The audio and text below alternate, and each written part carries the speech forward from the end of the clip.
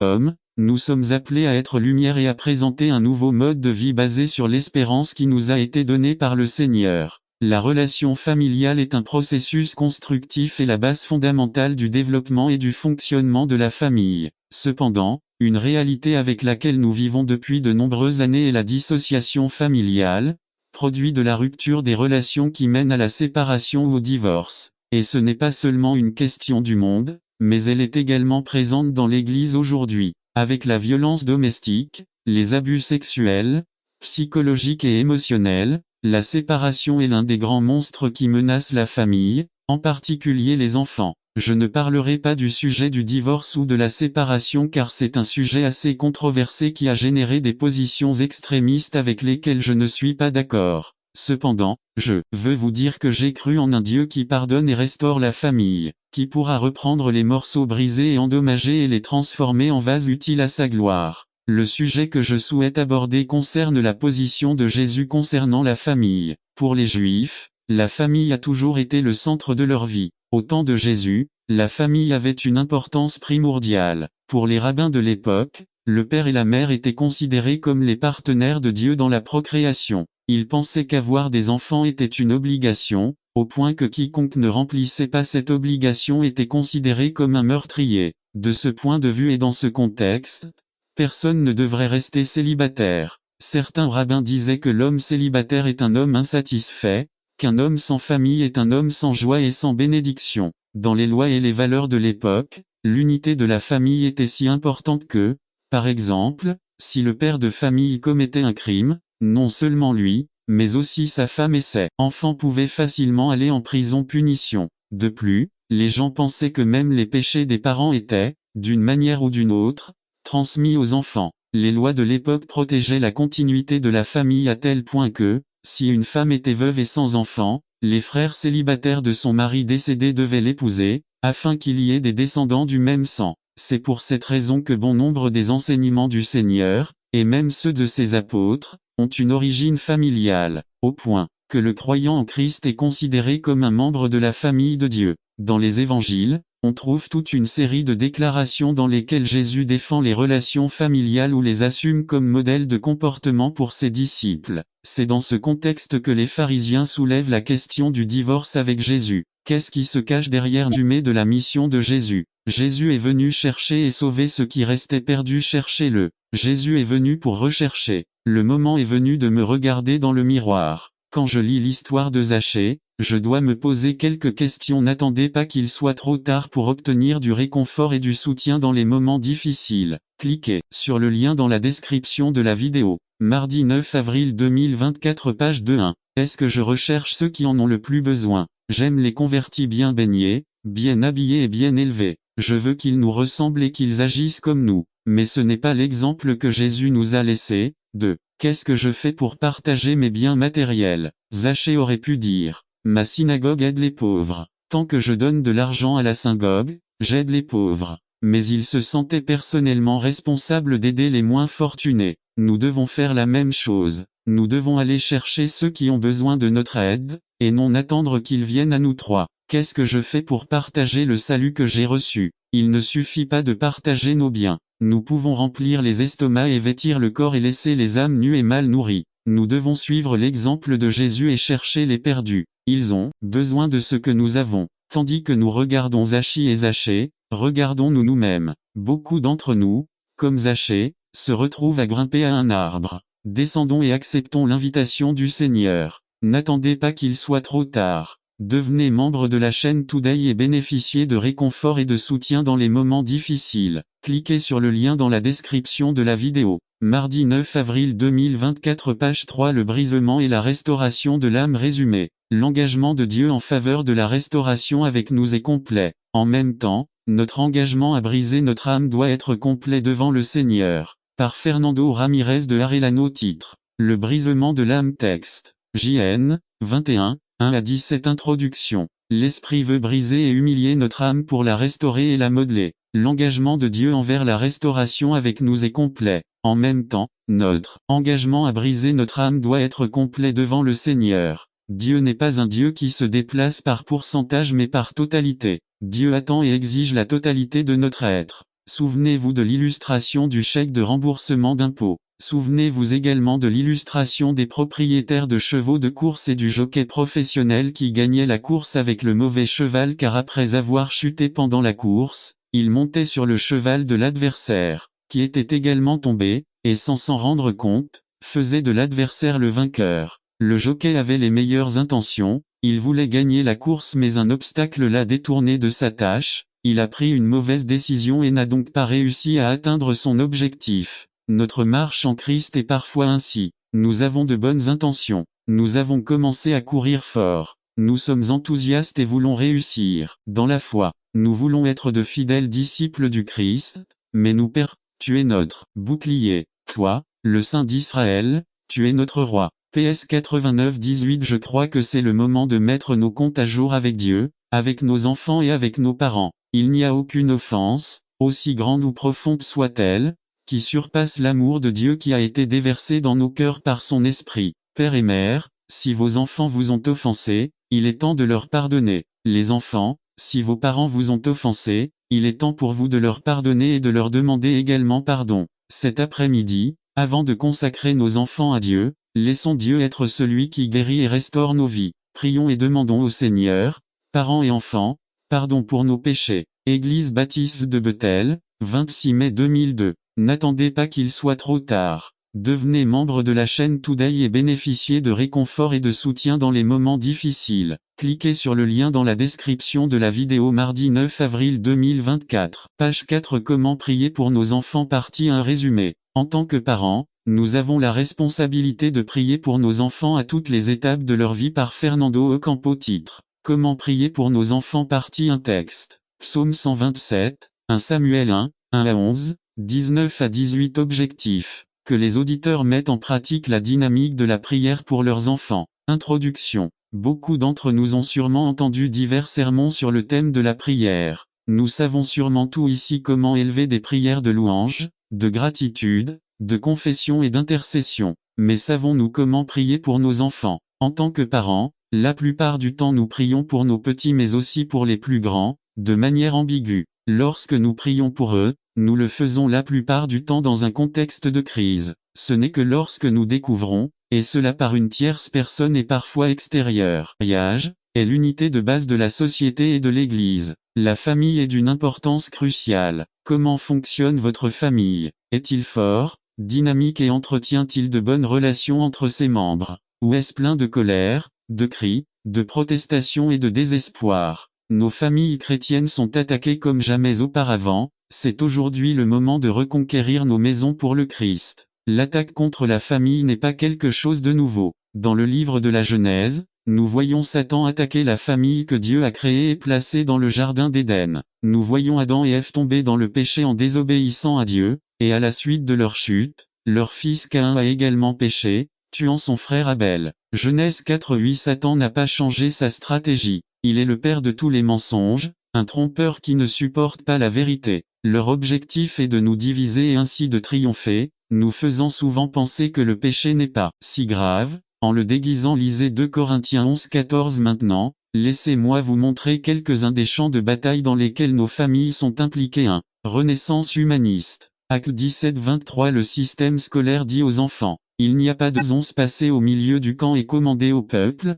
en disant, préparez-vous de la nourriture, car d'ici 3 jours vous traverserez le Jourdain pour entrer en possession du pays que l'Éternel, votre Dieu vous donne en possession. NKJV Nous devons apprendre à nous attendre à Dieu et à connaître le timing de Dieu, parce qu'il y a un moment et une manière de faire ça quoi Dieu nous a appelés. Dieu utilise des personnes qui s'intéressent aux âmes perdues. Il y avait une âme perdue qui devait être sauvée avant que les Israélites n'entrent en terre promise, et elle s'appelait Rahab. Josué 2:1 Alors Josué, fils de Nun, envoya secrètement 2 espions de Sittim avec l'ordre suivant. Allez explorer le pays, en particulier Jéricho. Lorsque les espions sont arrivés à Jéricho, ils sont restés dans la maison d'une prostituée nommée Rahab va attaquer. Le cœur de Dieu est de toujours atteindre les gens. Chaque âme lui est précieuse. Dieu se soucie toujours des individus, et nous devrions aussi le faire. Dieu utilise des personnes qui se consacrent mis de côté. Josué dit au peuple. Josué 3:5 Alors Josué dit au peuple, consacrez-vous,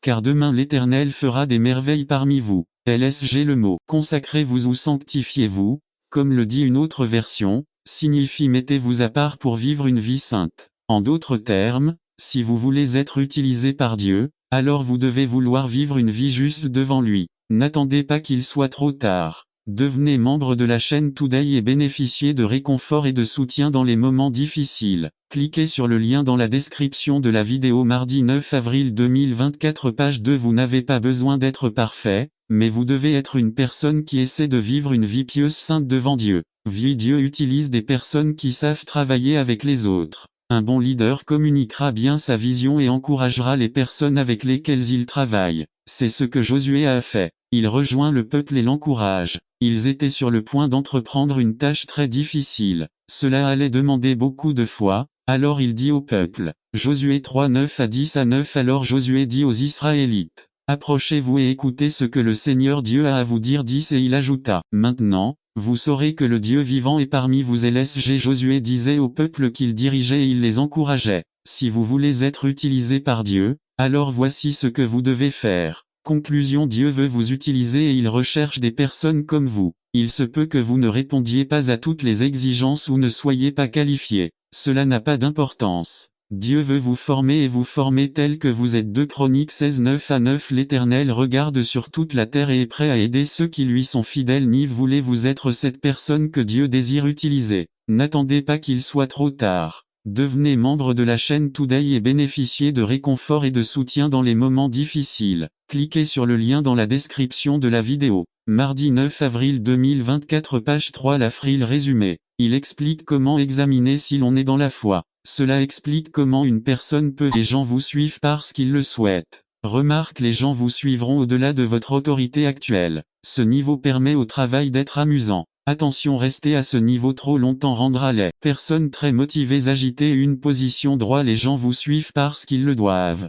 Remarque: votre influence ne dépassera pas celle d'un dictateur. Plus vous restez ici, plus vous aurez de problèmes. Le moral de ceux qui devront vous suivre sera très bas. N'attendez pas qu'il soit trop tard. Devenez membre de la chaîne Today et bénéficiez de réconfort et de soutien dans les moments difficiles. Cliquez sur le lien dans la description de la vidéo. Mardi 9 avril 2024, page 3. Un style de vie. Résumé. Un aperçu de la façon de vivre en tant que chrétien. Vos paroles deviendront des actions, des habitudes, du caractère et enfin votre destin. Par Eduardo Quintana. Colossiens 1, 1 à 14.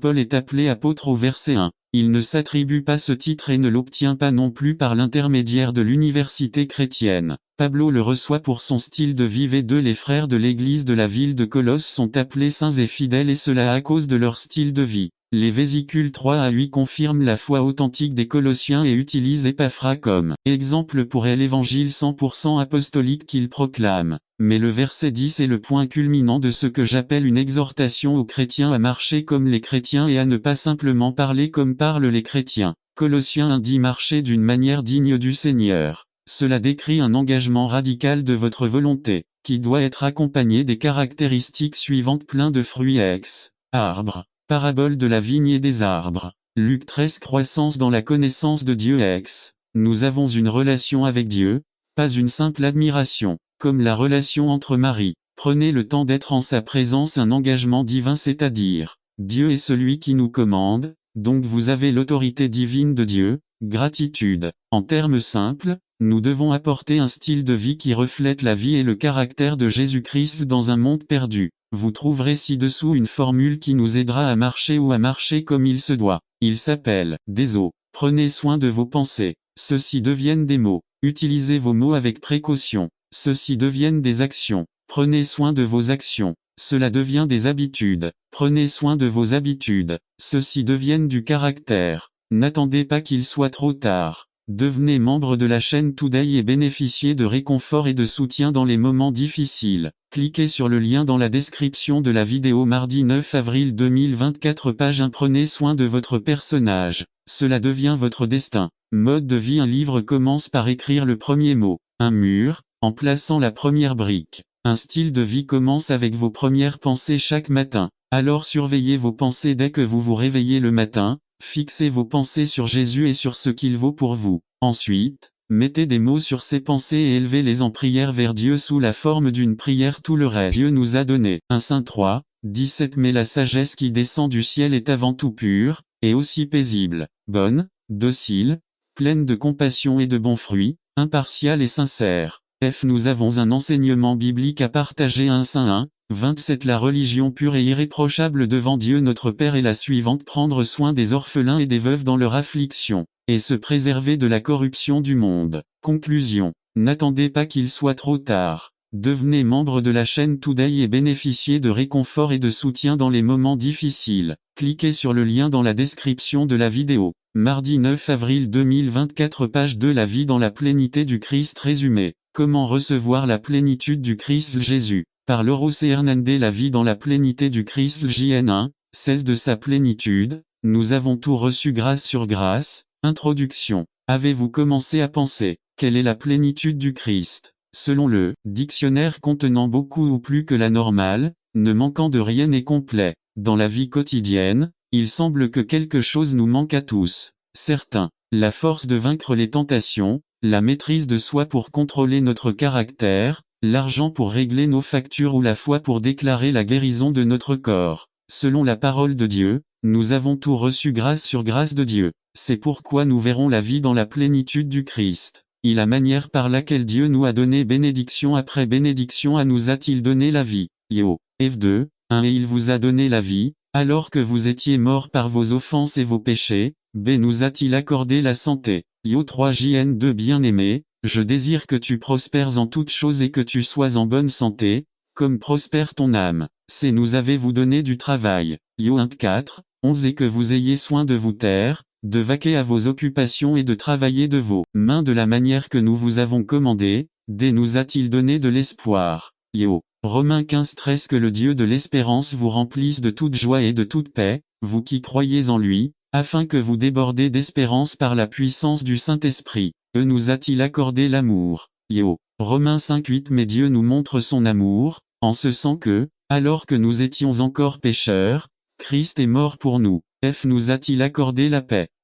JN 14, 27 Je vous laisse la paix, je vous donne ma paix. Je ne vous le donne pas comme le monde le donne. Que ton cœur ne soit pas troublé et qu'il n'ait pas non plus peur. Nous a-t-il accordé la joie. JN 15-11 Je vous ai dit ces choses, afin que ma joie soit en vous et que votre joie soit parfaite. N'attendez pas qu'il soit trop tard. Devenez membre de la chaîne Today et bénéficiez de réconfort et de soutien dans les moments difficiles. Cliquez sur le lien dans la description de la vidéo. Mardi 9 avril 2024 Page 1 H nous a-t-il donné la force de vaincre le péché. Romains 5-20 Mais la loi a été introduite pour que le péché abonde, mais quand le péché a abondé, la grâce a surabondé.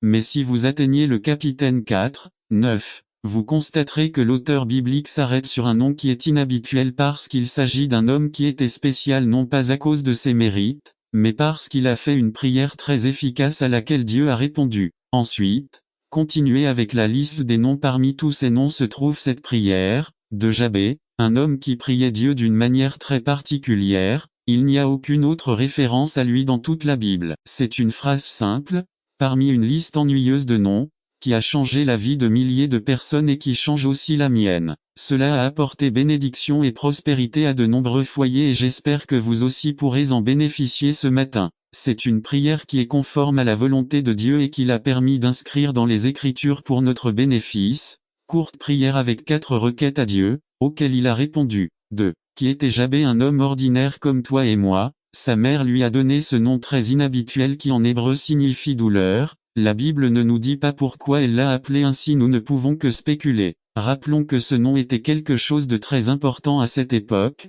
il était presque prophétique d'une certaine manière, définissait son caractère, vous pouvez imaginer à quel point ses amis le dérangeraient pour ce nom étrange. Cependant, Jabé est devenu un homme important dans l'histoire d'Israël. Lisons 1 Chroniques 4-9 Jabé était plus illustre que ses frères que les autres de sa ville. De plus, la Bible mentionne une ville appelée Jabez en l'honneur de cet homme. N'attendez pas qu'il soit trop tard. Devenez membre de la chaîne Today et bénéficiez de réconfort et de soutien dans les moments difficiles. Cliquez sur le lien dans la description de la vidéo. Mardi 9 avril 2024 Page 1 Mais comment Jabé est-il devenu un homme plus illustre que les autres s'il a mal commencé? avec un nom qui n'avait aucune promesse. Aujourd'hui nous verrons sans trop de détails cette prière de Jabé qui a transformé sa vie et peut faire de même pour toi.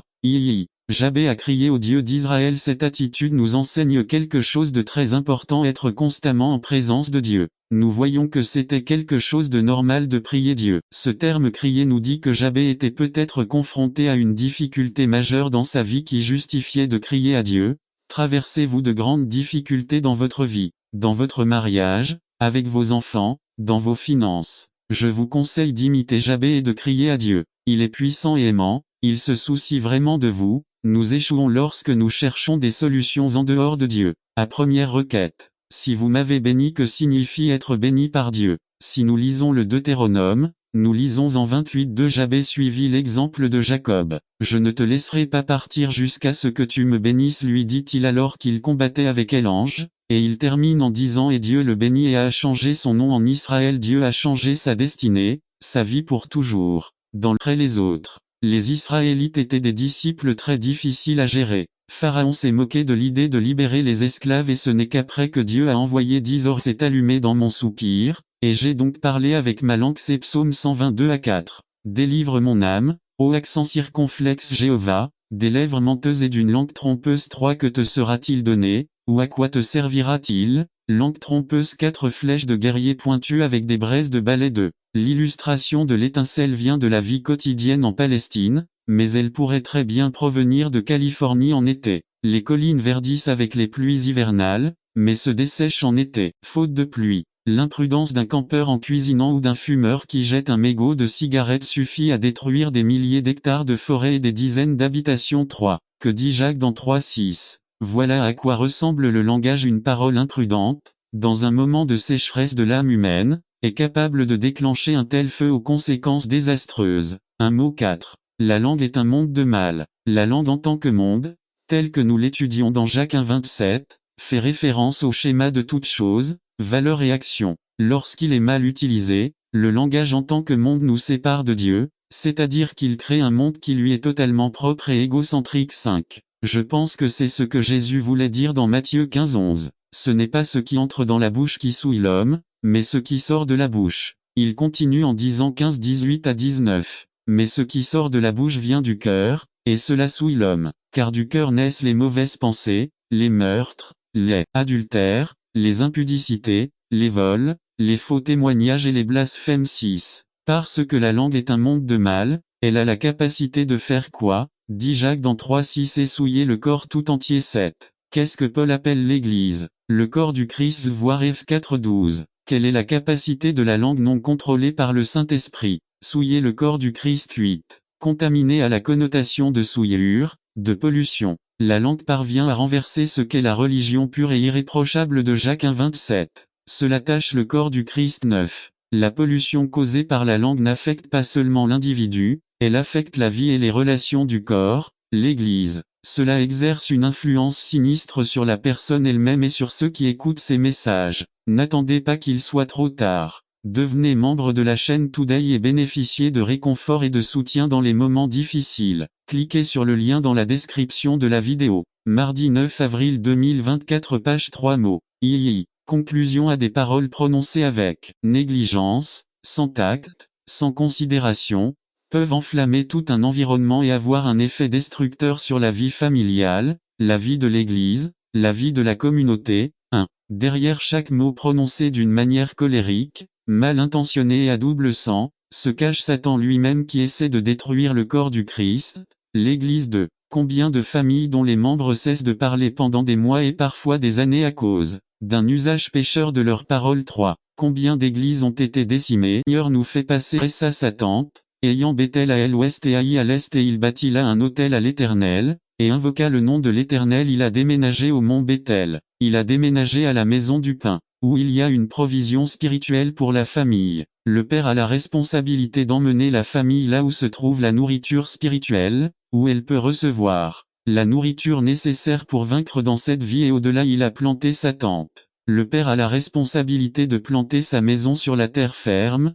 sur le rocher. Les parents ont la responsabilité d'implanter leur famille en Dieu. Il y a construit un autel. Le père a la responsabilité de construire l'autel et de sacrifier à Dieu pour que sa famille cherche Dieu. Le père doit construire devant Dieu. Job 1, 5 Invoquer au nom du Seigneur. Le père a la responsabilité d'apporter le salut à la maison. Le père a été celui désigné par Dieu pour que le salut vienne à la maison. Actes 16 30 à 34 Proverbes 22 6. Deutéronome 6 4 à 9. Cette responsabilité spirituelle du Père implique l'enseignement de la parole de Dieu et la connaissance du Seigneur. C'est la responsabilité d'un père. 2. Responsabilité sociale. Le père dans le judaïsme avait des responsabilités sociales qui entraînaient des conséquences spirituelles sur la vie de la famille. Le père juif avait la responsabilité de circoncire son fils. La circoncision confirmait l'alliance de Dieu avec l'homme. Genèse 17 et manifestait devant la société à laquelle appartenait ce fils, à la famille de Dieu ou à la famille des gentils.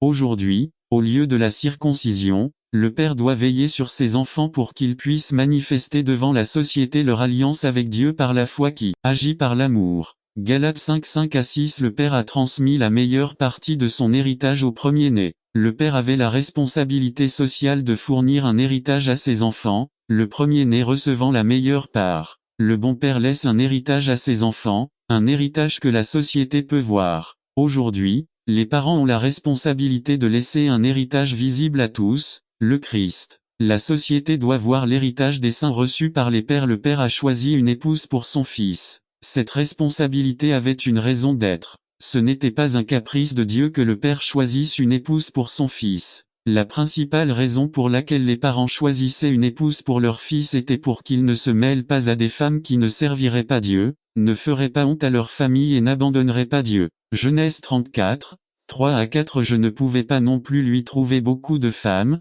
il n'y en avait qu'une. Deutéronome 17, 17 N'attendez pas qu'il soit trop tard. Devenez membre de la chaîne Today et bénéficiez de réconfort et de soutien dans les moments difficiles. Cliquez sur le lien dans la description de la vidéo. Mardi 9 avril 2024 Page 1 Le bon père s'inquiète de savoir qui sera le compagnon de son fils. Bien qu'aujourd'hui les enfants disent qu'ils peuvent faire les choses seuls, le père, selon Dieu, conseille son fils concernant sa future épouse. Le père a enseigné un métier à son fils. Quelque chose qui devait être débattu ou discuté. La sagesse consistait à vivre une vie pratique et équilibrée. 1. Lorsque Jacques écrit sur les épreuves, les tribulations, la patience, comment avoir de la joie dans les épreuves, etc. Il écrit comme l'un de ces paysans sages du passé, des gens qui s'intéressaient uniquement à la façon de vivre de manière équilibrée dans tous les aspects de la vie. Dans quel but Dieu a-t-il donné la sagesse à Salomon, par exemple? Prof 1 2 à 3. Connaître la sagesse et la discipline. Comprendre les paroles de l'intelligence. Acquérir la discipline et l'enseignement, la justice, le droit et l'équité. 3. Cette sagesse, selon les anciens sages, vient uniquement de Dieu. Prof 2 6. Car l'Éternel donne la sagesse, et de sa bouche sortent la connaissance et l'intelligence. 4. Pour cela, Jacques nous exhorte à demander la sagesse à Dieu notre Père, de la même manière que les anciens allaient toujours vers leur Père pour lui demander conseil. C'est pourquoi le sage écrit, Prof 12 15, de la vie. La voix de l'insensé est bonne, mais celui qui obéit au conseil est sage. N'attendez pas qu'il soit trop tard. Devenez membre de la chaîne Today et bénéficiez de réconfort et de soutien dans les moments difficiles. Cliquez sur le lien dans la description de la vidéo. Mardi 9 avril 2024 Page 3, 5. La grammaire de Jacques est que Dieu donne la sagesse dans le présent et la donnera également dans le futur. Le sage dit, Proverbe 19 1. Écoute les conseils et accepte la correction, afin que tu sois sage dans l'avenir. Mais il y a encore une chose que Jacques ajoute, un 6, mais demandez avec foi, sans douter de rien. Ce sera le sujet de la semaine prochaine. N'attendez pas qu'il soit trop tard. Devenez membre de la chaîne Today et bénéficiez de réconfort et de soutien dans les moments difficiles. Cliquez sur le lien dans la description de la vidéo. Mardi 9 avril 2024 Page 4 Le fruit de la tentation, résumé. Tomber dans la tentation et le fruit qu'elle porte. Par Carlos Camarena. Le fruit de la tentation, Jacques 1, 14 Romains 7, 14 à 25 Introduction à Après avoir insisté sur les épreuves externes, Jacques se concentre sur les épreuves internes. Comment les croyants en Jacques ont-ils réagi aux épreuves internes, c'est-à-dire aux tentations provoquées par l'épreuve externe. 1.13 Que personne ne dise lorsqu'il est tenté, je suis tenté par Dieu, car Dieu n'est pas tenté par le mal, et il ne tente personne. Évidemment, beaucoup, en accusant Dieu des épreuves qui les frappaient, ont commencé à céder à la tentation de violer leurs principes, leurs convictions. Eh bien, après tout, si Dieu ordonne l'épreuve, il n'y a rien de mal à céder à la tentation. 3. En se concentrant sur la tentation, l'épreuve interne, Jacques aborde la question de la manière dont les croyants réagissent aux inévitables pressions extérieures de la vie. 4. Certains commentateurs bibliques disent que les tentations auxquelles Jacques fait référence et auxquelles les croyants cédaient étaient nées d'épreuves extérieures. Comment répondez-vous? 5. Le cas typique, il reprendra la coupe. La tradition juive concernant les mariés, c'est Luc 22-19. Chaque foyer juif, lorsqu'il prend du pain, prend le pain du milieu, le pain d'Isaac, parce qu'Isaac a été placé sur l'autel. Jésus en profite pour se placer sur l'autel et se briser. Abraham ne pouvait pas tuer Isaac, car c'est Dieu qui réaliserait le sacrifice de ses enfants dès Luc 22-20. En buvant la deuxième coupe, il manifestait la libération. La libération ne vient que par le sang, elle nous purifie de tout péché et éloigne le mal. C'est le sang de la nouvelle alliance, pas de l'ancienne alliance avec Abraham. Après ce vers, ils commencèrent à se battre. De là, ils partirent pour Gethsémani. Luc 22-39-42. Jésus, dans son cri à Gethsémani, demande au Père de lui passer la coupe de la rédemption. Pour racheter quelque chose, il faut payer un prix. Jésus a demandé que cette coupe soit passée, parce qu'il était cette coupe de rédemption. Il est le prix de la rédemption. C'est pourquoi il n'a jamais levé cette coupe, parce qu'il était cette coupe. F. Jean 19-30. Jésus a exprimé que c'était fini. Ici, il a déclaré que tout avait été fait. La dernière coupe de l'héritage peut maintenant être levée par nous, ses enfants. C'est pourquoi, lorsque nous célébrons la scène du Seigneur, nous ne levons pas la première coupe, parce que je la bois déjà en Jésus-Christ. Nous ne levons pas la seconde, parce que je la bois déjà en Jésus-Christ. Nous ne levons pas la troisième, Jésus était cette coupe. Nous levons la coupe de l'héritage, de la promesse. C'est pourquoi nous devons reconnaître que la scène du Seigneur ne devrait pas être des funérailles, mais plutôt une fête. C'est pourquoi il y a des gens qui souffrent et pleurent en ce moment parce qu'ils ne savent pas ce que représente cette coupe. Ils ne reconnaissent pas qu'ils suscitent à l'héritage que Dieu nous manifestera. C'est ici que nous reconnaissons que toutes les promesses sont mon héritage. Conclusion. C'est pourquoi Paul nous parle dans Corinthiens de l'importance de discerner ce que représente cette coupe. Chaque fois que nous participons à cette scène et surtout à cette coupe,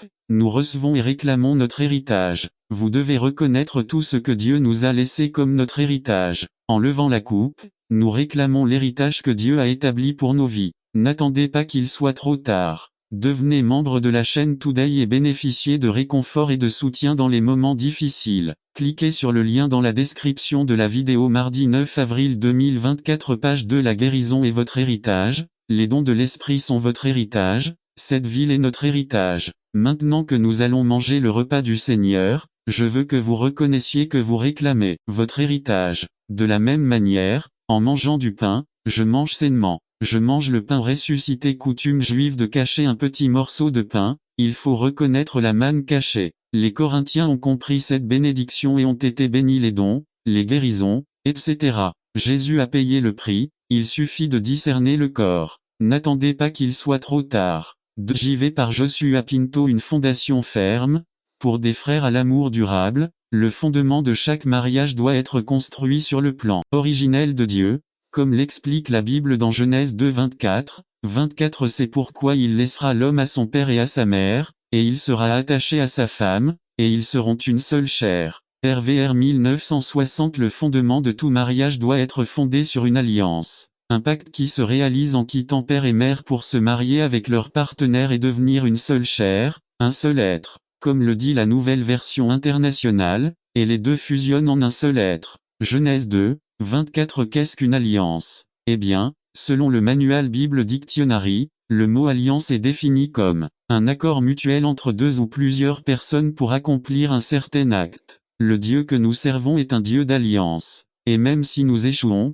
notre Dieu fait toujours sa part. En ce jour, je veux vous laisser 5 principes bibliques pour construire une base solide pour un amour durable, afin qu'en construisant cette fondation solide, il puisse respecter et accomplir l'alliance de mariage qui sera consommée aujourd'hui. Premier principe pour construire des fondations solides: y construisez vos fondations sur l'engagement, et non sur la commodité. Il est facile de faire ce qui est le mieux pour vous. mais néanmoins un mariage sans engagement échouera. Le mariage est le reflet de l'alliance que Dieu a conclue avec son peuple. Pour cette raison, l'engagement signifie être présent dans toute situation que vous rencontrez. L'engagement, ce n'est pas abandonner au premier problème que vous rencontrez. N'oubliez pas que Dieu est toujours présent et remplit sa part de l'alliance même si nous ne lui répondons pas. L'engagement n'attend pas la prochaine opportunité. L'engagement, c'est garder intact le caractère sacré du mariage, malgré les défis qui surviennent. Un mariage sans engagement s'effondrera. Deuxième principe pour construire des fondations solides. Construisez vos fondations sur le sacrifice, et non sur l'intérêt personnel. N'attendez pas qu'il soit trop tard. Devenez membre de la chaîne Today et bénéficiez de réconfort et de soutien dans les moments difficiles. Cliquez sur le lien dans la description de la vidéo. Mardi 9 avril 2024 page 1. Une fois que vous êtes réunis en une seule chair, il est de votre devoir de commencer à veiller aux intérêts de l'autre personne, c'est ce qu'on appelle le sacrifice. Éphésiens 5 21 à 33 nous explique comment nous devons nous sacrifier les uns pour les autres dans le mariage. Souvent, dans le mariage, il sera nécessaire de diminuer pour que votre partenaire grandisse. Le sacrifice signifie faire des ajustements dans ma vie, afin que nous puissions tous les deux nous adapter, s'intégrer. Un mariage sans sacrifice s'effondrera. Troisième principe pour construire une fondation solide.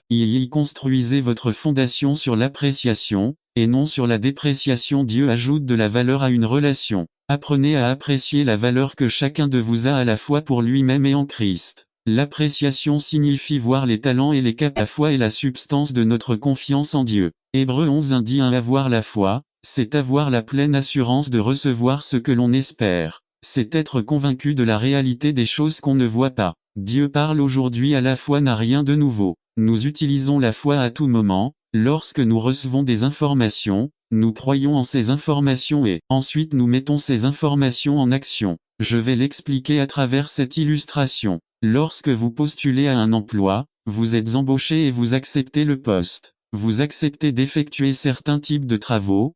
Pour une certaine somme d'argent, vous commencez à travailler et le jour de paie, quelle garantie que vous êtes rémunéré pour votre travail? Absolument rien. Votre décision est totalement basée sur la foi, sur le fait que votre employeur est une personne honnête et crédible et qu'il vous rémunérera donc pour votre travail. Bien que nous utilisions inconsciemment la foi dans de nombreux domaines de notre vie, lorsque nous parlons de mettre pleinement notre foi en Dieu, nous trouvons cela difficile. En conséquence, la confiance est un aspect très important de notre foi. La foi en Dieu nous donne une confiance extraordinaire. N'attendez pas qu'il soit trop tard. Devenez membre de la chaîne Today et bénéficiez de réconfort et de soutien dans les moments difficiles. Cliquez sur le lien dans la description de la vidéo. Mardi 9 avril 2024 page 2. Lorsque nous mettons notre foi en Dieu, cela nous donne et nous inspire confiance en nos vies, dit la Bible dans Psaume 4 1 à 5. Répond à mon cri. Mon Dieu est mon défenseur. Donne-moi du soulagement quand je suis en détresse, aie pitié de moi et écoute ma prière. 2. Et vous, messieurs, jusqu'à quand changerez-vous ma gloire en honte? Jusqu'à quand aimeront-ils de vaines idoles et poursuivront-ils ce qui est illusoire? 3. Sachez que le Seigneur honore ceux qui lui sont fidèles. Le Seigneur m'entend quand je l'appelle. 4. Si tu es en colère, ne pêche pas. Dans le calme du repos nocturne, examinez votre cœur. 5. Offrez des sacrifices de justice et faites confiance au Seigneur. Nouvelle version internationale dans Proverbes 3 5 à 6. La Bible dit également 5. Confie-toi en l'Éternel de tout ton cœur, et ne t'appuie pas sur ta propre intelligence. 6. Dans toutes vos voies, reconnaissez-le, et il aplanira vos sentiers. NASB. L'un des aspects les plus difficiles à réaliser avec foi est la confiance. Sachant que le Tout-Puissant, votre Dieu est mon Dieu, celui qui a créé les cieux et la terre, contrôle toute situation que nous rencontrons ou affrontons. Nous ne pouvons pas oublier que notre travail consiste à faire confiance au Seigneur de tout notre cœur sans aucun doute et à le reconnaître dans tout ce que nous entreprenons. Rappelez-vous que la foi est plus qu'une croyance, elle est composée de plusieurs aspects que j'ai partagés tels que la croyance, l'action et la confiance. C'est ça la foi. Comment puis-je obtenir la foi? Regardons le passage biblique où Jésus parle du sage et de l'insensé dans Matthieu 7 24. 27-24. C'est pourquoi quiconque entend ces paroles et les met en pratique est comme un sage qui a bâti sa maison sur le rocher. 25. Les plus 160. Cependant, l'histoire ne s'arrête pas là. La même Bible qui dit que Jésus a souffert. Il affirme également qu'il a été oint de l'huile de joie par-dessus tout et que la joie du Seigneur est notre force. Tu as aimé la justice et haï la méchanceté, alors Dieu, ton Dieu, t'a oint de l'huile de joie plus que tes compagnons. Hébreux 1, 9 LSG. Alors il leur dit, allez, mangez des choses grasses, buvez du vin doux, et envoyez des portions à ceux qui n'ont rien préparé parce que c'est un jour saint pour notre Seigneur. Ne vous attristez pas, car la joie du Seigneur est votre force. Néhémie 8:10 LSG. Sans vous réjouir, il n'y a pas de force. C'est l'une des raisons pour lesquelles nous avons tant de chrétiens faibles. Alors, est-il vrai que le bonheur s'obtient? Et si oui, comment l'obtenir? Tout d'abord, permettez-moi de vous dire qu'il existe de nombreuses écritures qui nous commandent d'être joyeux et heureux. Psaume 32:11, 46, 68:3, 70:4, pour n'en nommer que quelques-uns.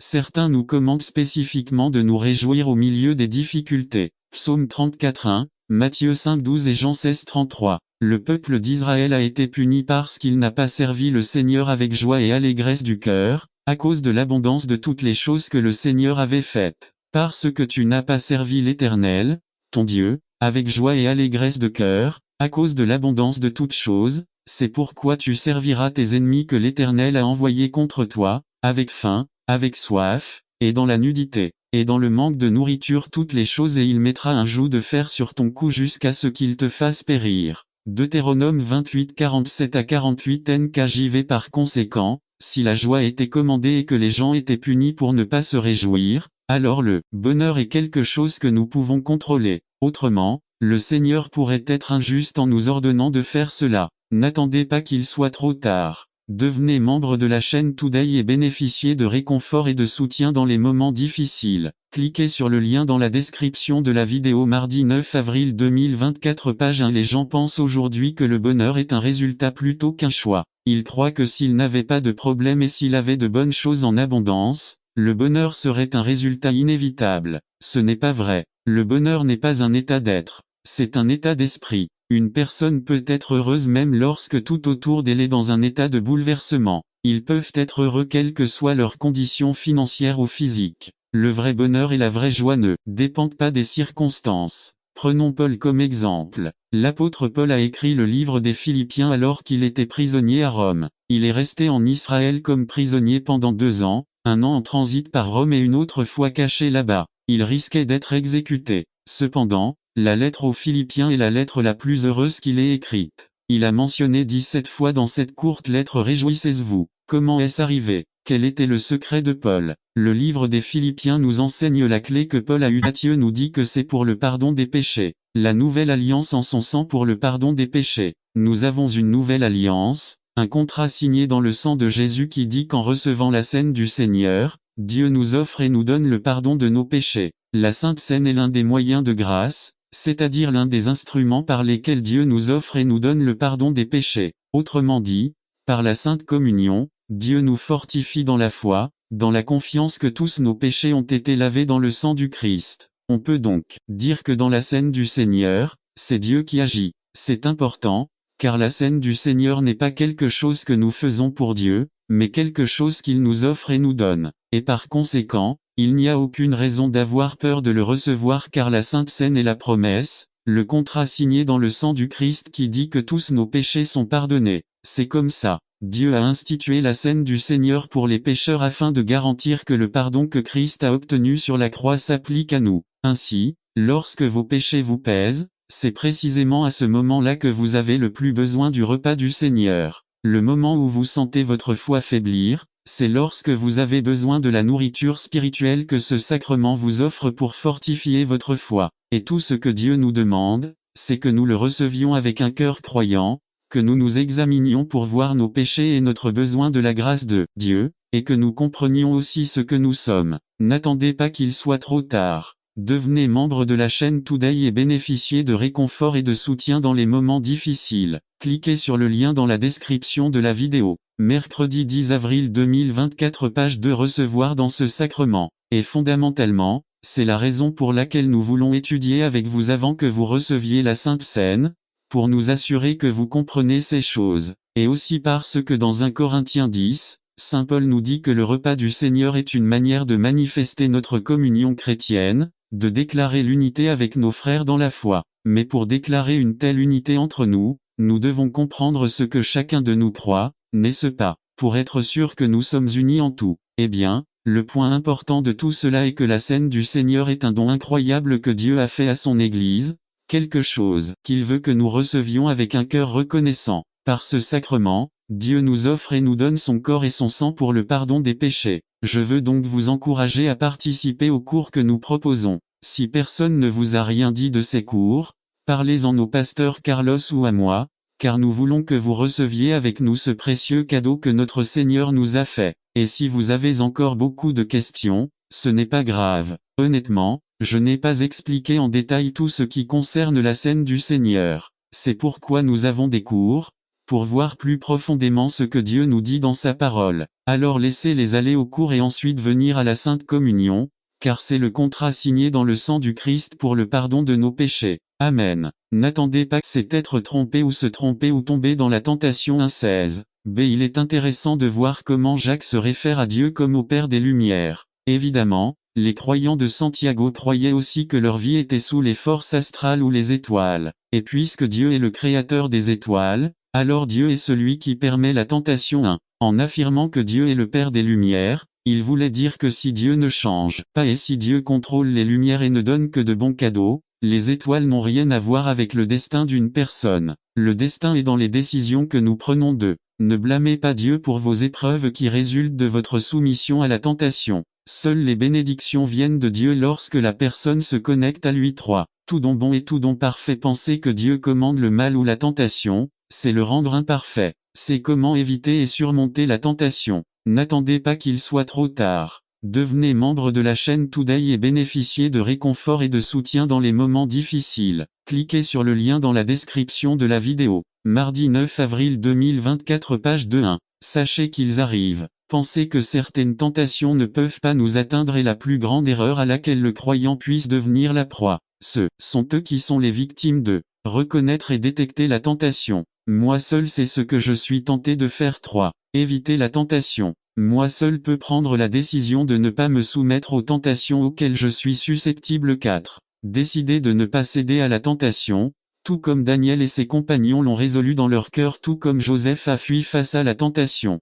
Jacques termine avec le plus grand cadeau que Dieu puisse faire, tout comme céder à la tentation engendre le péché, la seule victoire sur la tentation est un 18, être engendré de Dieu. Soyez les prémices divines 1. Nous sommes créés par Dieu 2. Nous sommes recréés par lui. Il y a la victoire. N'attendez pas qu'il soit trop tard. Devenez membre de la chaîne Today et bénéficiez de réconfort et de soutien dans les moments difficiles. Cliquez sur le lien dans la description de la vidéo. 9 mars, avril 2024 page 3. Le fruit de la tentation. De résumé. Comment la tentation se concrétise à travers un processus de gestation. Par Carlos Camarena. Le fruit de la tentation. De Jacques 1, 15 Éphésiens 2, 8 à 10. Introduction à James 1, 14 nous a présenté la semaine dernière comment fonctionne la tentation. Il l'a illustré avec la métaphore de la façon dont un poisson tombe ou comment les désirs ou la concupiscence conduisent les gens à mordre à l'hameçon et à tomber. 1. Jacques a dit avec insistance en un trait que Dieu n'est pas celui qui tente les gens, compte tenu des concepts qui existent selon lesquels Dieu est celui qui soumet les gens à la tentation. 2. Et bien que Jacques semble mettre toute la responsabilité entre les mains de celui qui est tenté, derrière chaque tentation se trouve évidemment le serpent subtil, comme ce fut le cas pour Ève et Adam. 3. Ce que fait Santiago, c'est tenir pour acquis que la voix du serpent est celle qui crée le désir. Cette graine que nous avons en nous à travers le premier Adam est ce qui nous pousse à répondre bien dans la description de la vidéo. Mardi 9 avril 2024 page 4. Proverbe 10-19, en bien des termes, le péché ne manque pas, mais celui qui retient ses lèvres est sage. Voir d'autres proverbes comme dans 18, 11-16 27 à 28 etc. 5. Plus d'une personne qui essaie de conquérir quelqu'un devrait bien utiliser sa langue. Le proverbe dit Pr 24-26. Les lèvres de celui qui répond aux paroles justes seront embrassées. 6. Si vous voulez plus de proverbes, voyez les mots suivants dans une concordance mot ou mot, langue,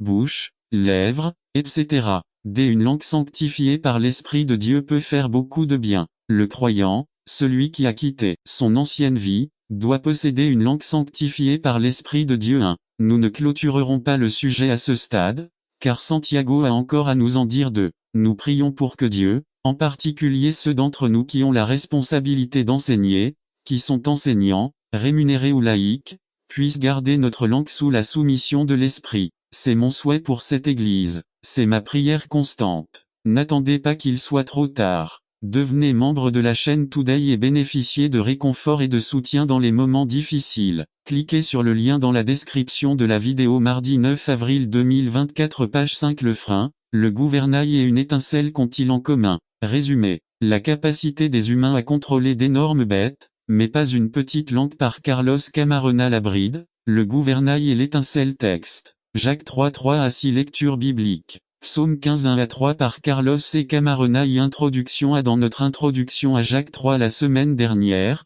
nous avons vu dans 3 1 à 2 le danger d'une langue incontrôlée, en particulier lorsqu'elle est utilisée par ceux d'entre nous qui ont la responsabilité de parler en public, en particulier ceux d'entre nous qui ont le droit de parler en public. Responsabilité d'enseigner 1. Jacques s'adresse à certains enseignants 3:1. Les enseignants peuvent être ceux qui reçoivent un salaire pour notre travail, ainsi que des enseignants bénévoles qui enseignent dans l'Église, des petits-enfants aux adultes 2. Dans l'étude d'aujourd'hui, Santiago souhaite que son auditoire comprenne l'ampleur de son argument lié au langage. Voyons à quel point son influence est puissante et dangereuse 3. Bien qu'il s'agisse d'un petit muscle, il est excellent dans ce qu'il peut faire. Afin de souligner le point soulevé dans 3 1 à 2 dans le sujet d'aujourd'hui, Jacques nous présente plusieurs métaphores: la bride d'un cheval, le gouvernail d'un navire et l'étincelle d'un feu de joie. 2. Les analogies terre et mer: le mort et le gouvernail à le mort du cheval. La première de ces métaphores se concentre sur un petit fer qui passe par la bouche du cheval.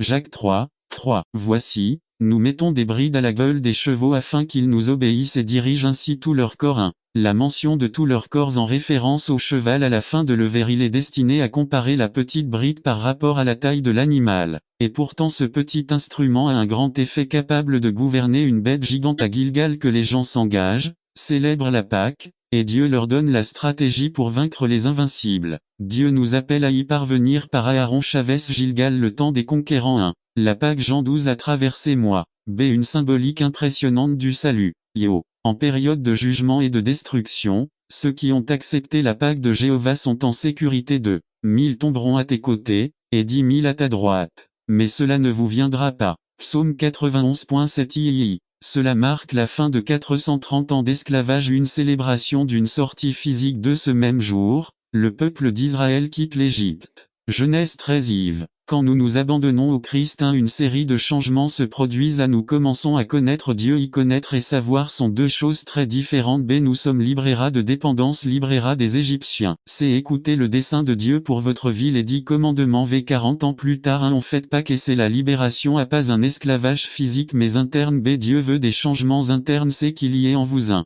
renouvellement de votre compréhension. Et lorsqu'il y a un renouvellement de la compréhension, vous reconnaissez que vous devez changer. De vous quitter l'idée que c'est ainsi que je suis né et que c'est ainsi que je vais rester. Si Dieu veut m'utiliser, qu'il m'utilise de cette façon, car je n'ai pas l'intention de changer. De arrêtez. Josué 1.6. N'attendez pas qu'il soit trop tard. Devenez membre de la chaîne Today et bénéficiez de réconfort et de soutien dans les moments difficiles. Cliquez sur le lien dans la description de la vidéo. Mardi 9 avril 2024 page 1a. Vous avez déjà été sauvé, mais le salut n'est pas la fin. Ce n'est que le début. Yo. Dieu ne veut pas que vous continuiez à être trompé en pensant que puisque vous êtes déjà sauvé, vous allez maintenant passer le reste de votre vie à attendre que Christ vienne et aille au ciel. 2. Dieu n'a pas fait sortir le peuple d'Égypte pour le laisser dans le désert.